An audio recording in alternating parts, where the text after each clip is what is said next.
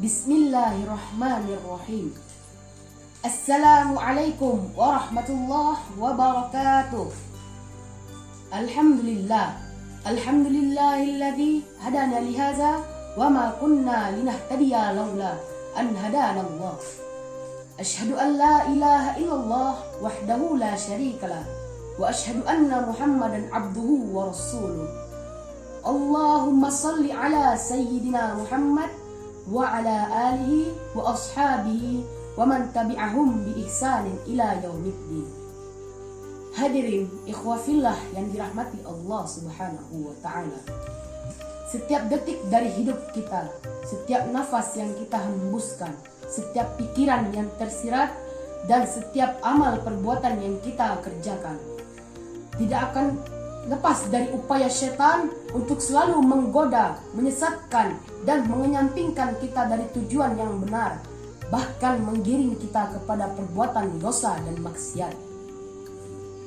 Kita mungkin tidak menyadari, dan tanpa kita sadari, setan akan terus berupaya untuk menghanyutkan dan menenggelamkan manusia agar terjauhkan dari jalan yang benar, meninggalkan ketaatan secara perlahan-lahan dan halus,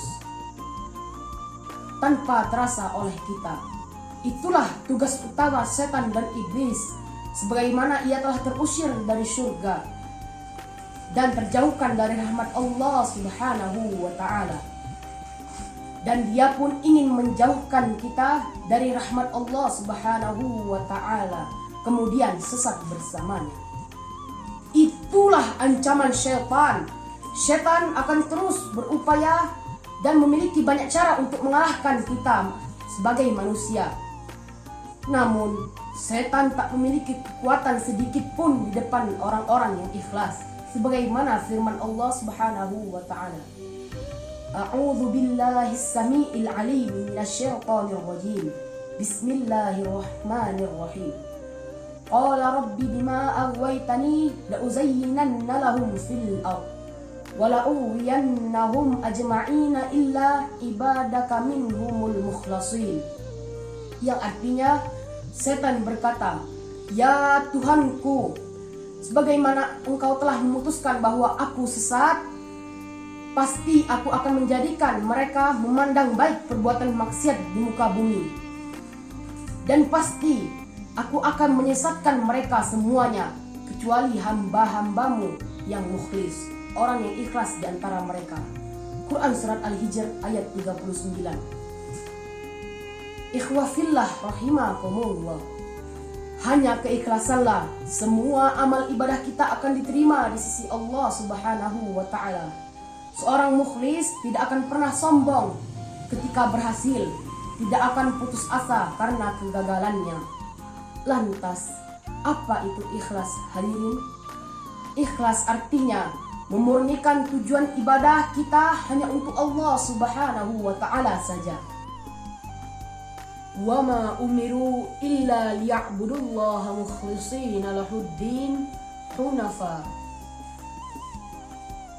Mereka tidak disuruh kecuali supaya beribadah kepada Allah dengan memurnikan ketaatan kepadanya dalam agama yang lurus. Quran Surat Al-Bayyinah ayat 5. Oleh karena itu, ikhlas adalah ruh, ikhlas adalah nyawanya sebuah amalan. Oleh karena itu, mari kita perhatikan niat ikhlas kita sebelum beramal, ketika beramal, dan sesudah beramal. Hadirin rahimakumullah. Lalu, apa saja tanda-tanda keikhlasan itu? Walaupun ikhlas merupakan amalan hati, sesuatu yang sifatnya tersembunyi dan rahasia, akan tetapi para ulama kita menjelaskan bahwa keikhlasan itu keberadaannya bisa dirasakan melalui berbagai tanda yang terlihat. Apa saja tanda-tanda orang-orang yang ikhlas itu? Di antaranya, tanda yang pertama adalah orang ikhlas perilakunya sama ketika sendirian ataupun ketika dilihat orang lain. Apabila dilihat orang lain, dia menjalankan sholat 5 waktu secara khusyuk. Kemudian ketika dia sendirian, yang dia lakukan sama ketika dia dilihat orang lain, maka itulah tanda keikhlasan. Karena yang dia pikirkan adalah bahwa Allah Subhanahu wa Ta'ala melihat apa yang dia kerjakan, sekalipun seluruh manusia tidak melihatnya. Hadirin yang dirahmati Allah Subhanahu wa Ta'ala, selanjutnya tanda orang itu ikhlas atau tidak dalam beramal adalah ketika dia dipuji, dia beramal. Namun ketika dia dicela, dia pun beramal. Seseorang yang beramal soleh, kemudian tidak ada satupun orang yang memujinya, lalu berakibat ia berhenti melakukan amal soleh tersebut. Ini tandanya niat dia belum ikhlas. Sebab yang dia cari adalah pujian manusia, bukan ridho Allah Subhanahu wa Ta'ala. Di dalam Al-Quran diceritakan salah satu tanda karakter orang ikhlas, calon penghuni surga. Wa yut'imuna at-ta'am ala hubbihi miskinan wa yatiman wa asiran.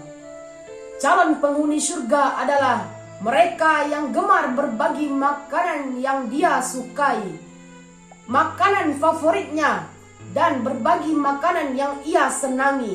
Kepada siapa? Miskinan, kepada orang miskin.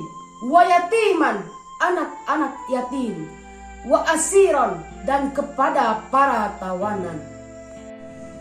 Kemudian hadirin, Mari kita perhatikan ayat selanjutnya.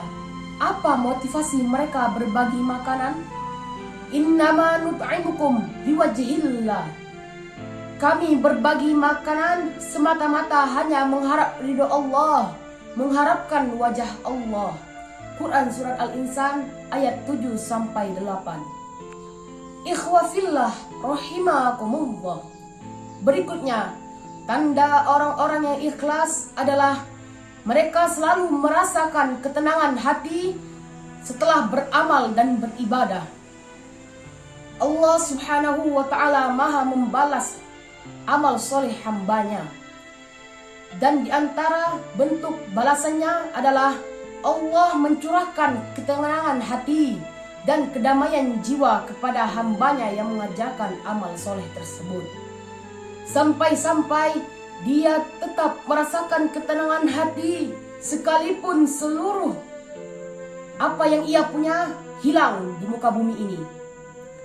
Sebaliknya, ia akan merasa sedih dan galau ketika ia tidak merasakan ketenangan hati tersebut, walaupun ia memiliki seluruh apa yang ia inginkan dan apa yang ia punya. Maka kita lihat, setelah beribadah kita tidak mendapatkan ketenangan hati. Setelah kita beribadah kita tidak mendapatkan kedamaian jiwa.